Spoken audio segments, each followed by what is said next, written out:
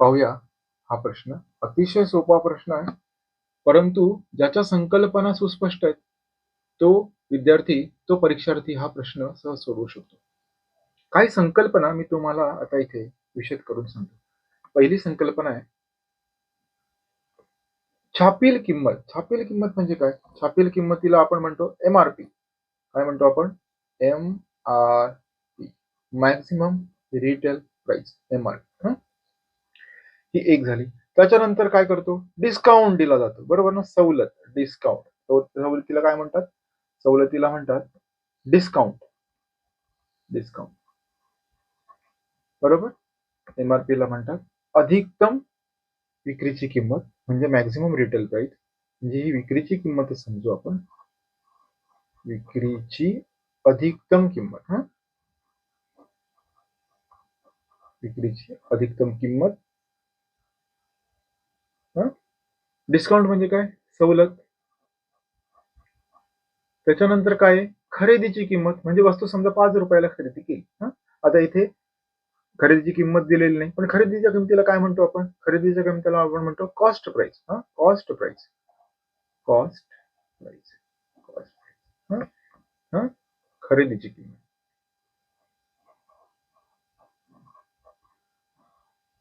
खरेदीची किंमत.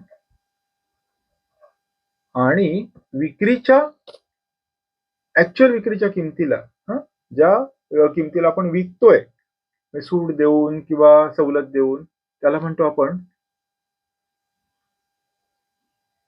Sale price. काय म्हणतो आपण त्याला? Sale price. सेल प्राइस ही होते विक्रीची किंमत.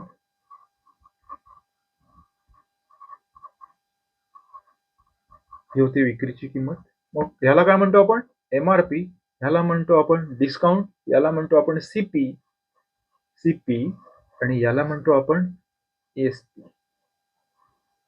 त्यामुळे जेव्हा जेव्हा प्रश्नात सीपी एसपी असा उल्लेख होईल, तेव्हा तेव्हा आपण लक्षात घ्यायचं सीपी म्हणजे कॉस्ट प्राइस, एसपी म्हणजे सेल प्राइस. आता पाहूया काय प्रश्न आहे. प्रश्न असा आहे, एक दुकानदार छापील किमतीवर म्हणजे एमआरपी वर, कशावरती?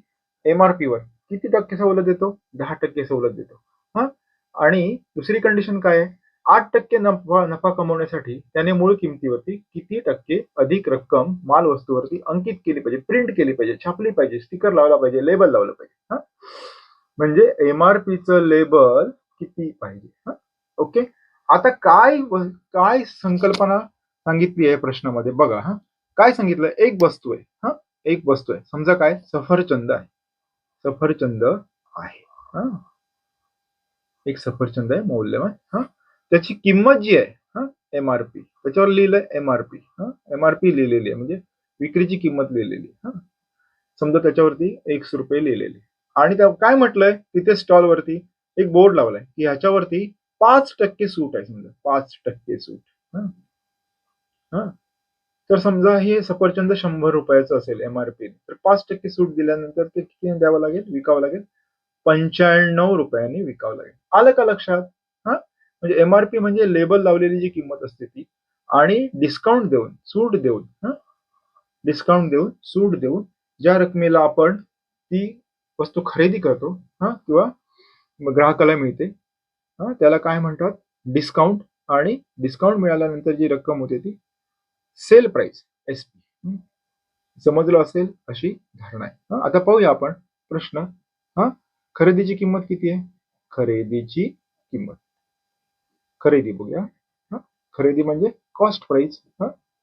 समजा खरेदीची किंमत 100 रुपये असते. नफा किती घ्यायचा आहे? फायदा किती घ्यायचा आहे? प्रॉफिट किती घ्यायचंय? तर प्रॉफिट घ्यायचंय 8%. किती? फायदा किती घ्यायचा आहे? नफा म्हणू आपण. नफा किती घ्यायचा आहे? 8%. 8%. 100 रुपयाची वस्तू जर 8% नफा घेतला तर ती आपल्याला कितीला विकावी लागते? तर विक्रीची किंमत होते 108 रुपये. किती होते? 108 रुपये. आता पाहूया इथे. आता विक्रीची किंमत किती आहे? किती आली? 108 रुपये. म्हणजे सेल प्राइस आली, एसपी आली किती? 108 रुपये. प्रॉफिट किती झालंय? 8%. ओके. आता पहिल्या कंडिशन मध्ये काय सांगितलं? एमआरपी वरती 10% सवलत देऊ करतो तो. म्हणजे काय करतोय? ग्राहकांना आकर्षित करण्यासाठी एमआरपी वरती 10% सूट द्यायची. म्हणजे समजा एमआरपी 100 रुपये असेल. हा, एमआरपी किती असेल? 100 रुपये असेल, तर त्याच्यावरती सूट किती दिली आहे? डिस्काउंट किती दिलाय? डिस्काउंट म्हणजे सूट किती दिली आहे? 10% दिली. 10%. तर किती होईल रक्कम? किती होईल किंमत विक्रीची? तर विक्रीची किंमत होईल, किती होईल? 90 रुपये. येतं का लक्षात? एमआरपी जर 100 असेल, 10% सूट दिलेली असेल, तर विक्रीची किंमत होईल 90 रुपये. आता आपल्याला पुढचा प्रश्न सोडवायचा आहे. आता बघूया, इथे काय झालंय? विक्रीची किंमत 108 आहे आणि इथे विक्रीची किंमत 90 आहे, बरोबर? मग या 90चं रूपांतर 108 मध्ये केलं आपण, तर ही एमआरपी पण वाढणार आहे त्या प्रमाणात. लक्षात येतं का बघा? म्हणजे 108चं रूपांतर आपण,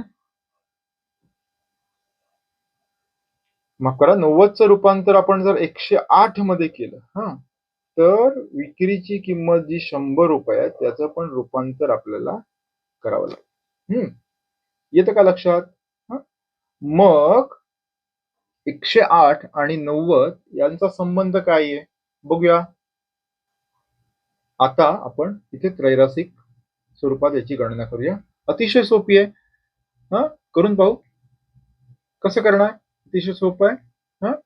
108 गुणिले 100 भागिले किंवा छेद 90. काय येईल आपल्याला? एमआरपी निघेल. एमआरपी मॅक्झिमम रिटेल प्राइस निघेल, म्हणजे अंकित करायची किंमत निघेल. करून पाहू.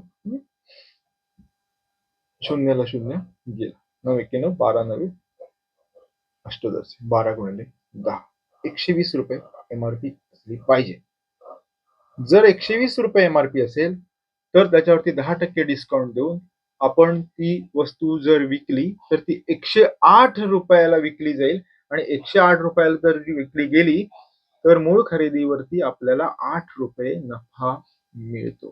पाहूया आपण करून. इथे आपण थोडस याची गणना करून पाहूया. आता समजा एमआरपी किती आहे? एमआरपी आपण किती काढली? 120, बरोबर? 120. याच्यावरती 10% डिस्काउंट दिला. याच्यावरती 10% डिस्काउंट दिला. डिस्काउंट किती आहे? डिस्काउंट आहे 10%. 10% डिस्काउंट दिला तर किती होतं? 10% डिस्काउंट देतो तर 12 रुपये डिस्काउंट येतो, बरोबर? म्हणजे विक्रीची किंमत किती आहे? विक्रीची किंमत किती येईल? किती येईल? 120 वजा 12 बरोबर 108. म्हणजे खरेदी जर 100 असेल, खरेदी किती आहे इथे? 100, बरोबर? डिस्काउंट किती? नफा किती घ्यायचा आहे? नफा 10% घ्यायचा आहे. खरेदीवरती, माफ करा, खरेदी किती नफा घ्यायचा आहे? 8%. म्हणजे किती होणार? 8% नफा घेतला तर विक्रीची किंमत 108. बघा, म्हणजे आपलं उत्तर एकदम अचूक आहे. एमआरपी 120, डिस्काउंट 12, विक्रीची किंमत 108, खरेदीची किंमत 100, नफा 8%, प्रॉफिट 8%, तर विक्रीची किंमत किती येते? 108. म्हणजे त्या वस्तूवरती 120 रुपये ही रक्कम अंकित करावी लागेल. व्हिडिओ आवडला असल्यास लाईक करा, शेअर करा, सबस्क्राईब करा आणि जास्तीत जास्त विद्यार्थ्यांना प्रदर्शित करा.